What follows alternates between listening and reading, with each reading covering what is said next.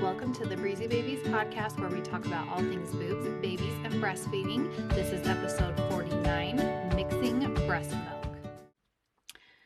All right, I am so excited for this podcast episode today. I do have a guest today. It's not going to just be me talking today. My friend Lisa Myers was so kind to record some top tips for you all. And if you don't know my friend Lisa, she is the owner of the Ceres Chiller. I used to say it's Ceres Chiller, but you actually say it's Ceres Chiller. It's Ceres. And I have loved learning more about her product and what she offers. It's this really cool breast milk chiller that chills your breast milk for almost an entire day. And what's so cool about this is it uses what's called the pitcher method to collect breast milk throughout the day so that you're not having it in a million different small containers. And what Lisa has done is she is really spearheading more research on mixing breast milk of different temperatures. Because here's the funny thing. Sometimes with breast milk, we treat it like it's so fragile, like it's so frail. Like if we don't take care of it in a perfect way, then it's going to be ruined and we might as well just throw it away.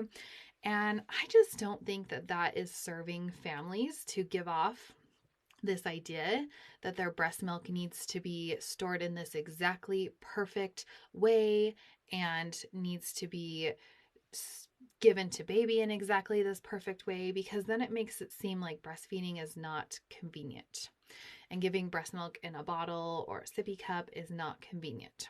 So listen up. If you are an exclusive pumping mom, this episode is gonna be perfect for you. But also if you're just a working mom or just a mom that pumps here and there and stores up breast milk for your baby, even if you just spend a weekend away from your baby on a trip, this podcast episode is going to be so relevant for you. So this is going to be so good. And really the take home message of this all is don't throw away your breast milk. So here's a quick question before I turn the time over to Lisa. Have you heard of the pitcher method before? Pretty much what that means is instead of storing all your breast milk in little 2 to 5 ounce containers because you are regularly giving bottles while you're away at work, or you're just an exclusive pumping mom, or you are spending the weekend away, then moms who use this method, they store their breast milk in a large container. I'm talking like 28 plus ounces all in just one container. So what's nice about that is that when it's time to feed your baby, you could just pull that out of the fridge and then dump it into a bottle, about 2 to 5 ounces, and feed that. And then when it's time for the next feed, you just grab that pitcher again, or that Ceres Chiller if you have one of those, which by the way, I'm going to share a discount code. And trust me, you're going to want one of these chillers in your life. The quality of them they are so, so good. It reminds me of my really nice water bottles that I use for myself. So that's kind of the idea behind the pitcher method. Instead of using really small containers or bags to hold all of your breast milk. And again, this may not be the right method for everyone, but I still know you're going to find some useful little tidbits in this episode. So without further ado, let me turn the time over to my friend Lisa from Ceres Chiller. Hello, this is Lisa Myers of Ceres Chill. I am so excited to be speaking with you because I absolutely love the Breezy Babies podcast. I'm speaking to you today as a mom with personal experience, not just the founder of this company. I want to talk with you briefly about the struggle I face with my daughter. So my daughter is 6 now, and I got totally stopped breastfeeding, and I blame myself. I think, like a lot of moms, I blame myself, and I still have so much guilt around it, which is so not helpful, not productive. And my daughter was born after 54 hours of labor.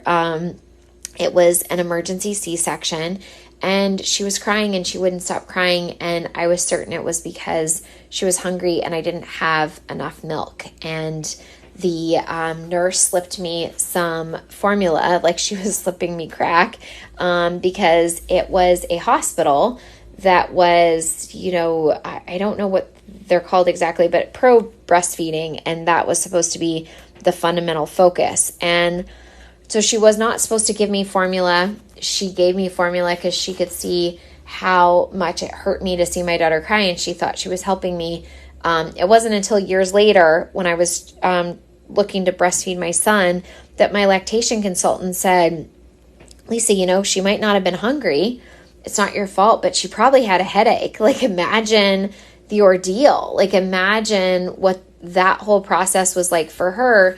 Sure, she might have been fine at first, but maybe she had a headache or she was uncomfortable. But the issue was that once I started supplementing, my supply wasn't there. And so we supplemented and I tried, and I always felt like I wasn't good enough. And that was something that I imposed on myself. And what really changed things with my son was having another woman who knew the struggle, a lactation consultant who was my advocate and who put my needs as far forward as that of my babies. And there was just no judgment. And she wanted to help me with my goals, but she was not going to judge me. And what she said every time she saw me was, we are going to make this work with you. And she saw that I was in terrible pain every time I breastfed my son. And he had a tongue tie and a lip tie that we got corrected, which was, something for another day. I'm happy to discuss that with all of you. But she told me, I'm sure more than once, but it's always stuck with me, Lisa, even just 1 ounce gives him so much. And as someone who has made it her life's work now to be at the forefront of breast milk research and to truly understand the power of this incredible resource that we have, I know that to be true. And when she told me even just 1 ounce each day, she gave me permission to just do my best and to not beat myself up over not being able to exclusively breastfeed. And the real miracle that came out of it was that I did exclusively breastfeed him for 5 months. When I went back to work and I had a work trip, I never had much of a stash, and we supplemented with formula.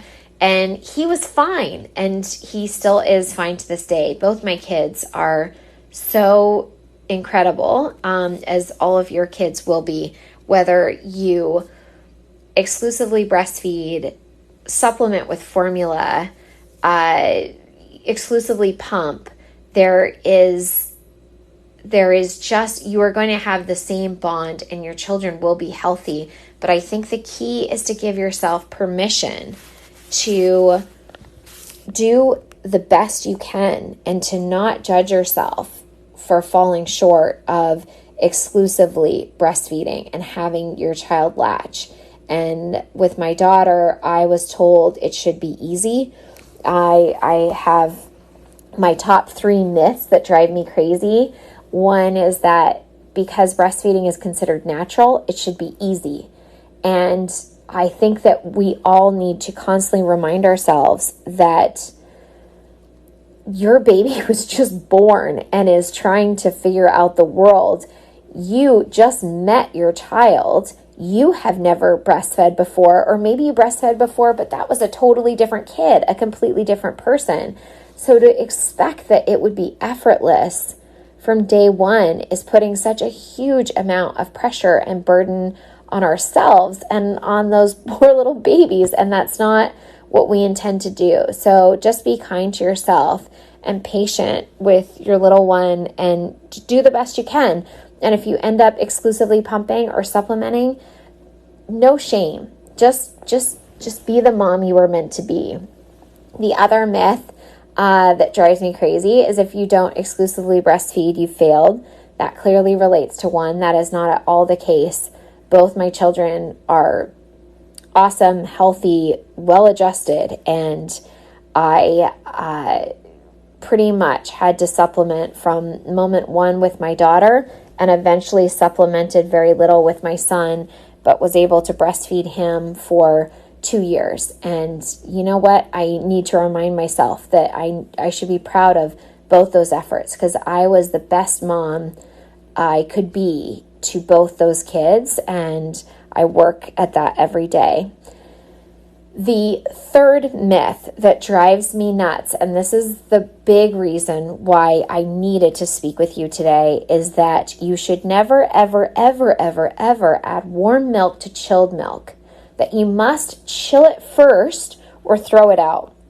This makes me so angry because it is not supported by the research. And I know that it has been treated like religion for years, and it comes from, I have never been able to find any scientific data to support the proposition that if you add warm to chilled, if you're pooling your breast milk over the course of a single day, that you are corrupting that milk and it is developing bacteria. That is just not the case. It has not been proven by the research, and the exact opposite has actually been proven by incredible doctors like Dr. Stellwagen, Dr. Townsend. Dr. Townsend is at the university, he's at Vanderbilt University doing phenomenal breast milk research. And it's only in recent years, particularly with COVID, that scientists are taking a hard look at how truly amazing and powerful breast milk is. Ultimately, you do what's best for your child. Talk to your pediatrician, speak with your lactation consultant, read and trust your gut. All my best to you. Thanks so much. And I'll talk with you soon. Bye. And of course, I'm going to leave you with: you are strong, you are smart, you are beautiful, you are a good friend to all. Bye-bye.